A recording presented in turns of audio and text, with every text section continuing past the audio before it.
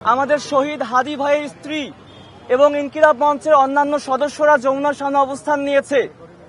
তারা সরকারকে অর্থাৎ ডক্টর ইউনূসকে 1 ঘন্টা সময় দিয়েছিল যে তারা আমাদের যে দাবি জাতিসংঘের তত্ত্বাবধানে একটা তদন্ত কমিটি গঠন করে এই বিচার কার্য সম্পাদন করার আহ্বান জানানো হয়েছিল, তারা আমাদের এই আহ্বানে সাড়া দেয়নি।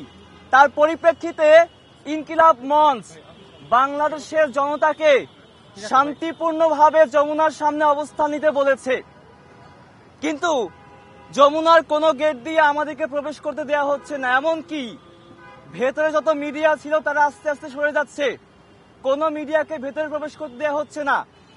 এই অবস্থায় আমরা আমাদের ভেতরে থাকা ভাইদেরকে নিয়ে শঙ্কিত।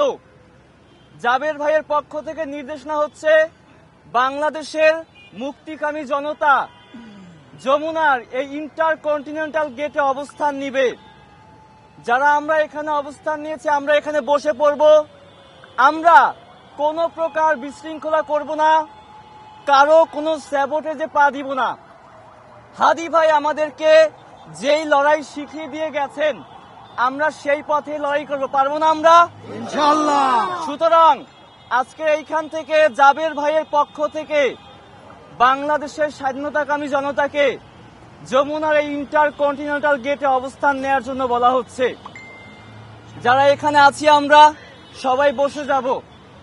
আমরা এইখান থেকেই হাদি হত্যার বিচারের দাবিতে আওয়াজ তুলবো, পারবো না সবাই ইনশাআল্লাহ। নারায়ে তাকবীর, নারায়ে তাকবীর, আল্লাহু আকবার। আমরা সবাই হাদি হব, যুগে যুগে লড়ে যাব, যুগে যুগে লড়ে যাব।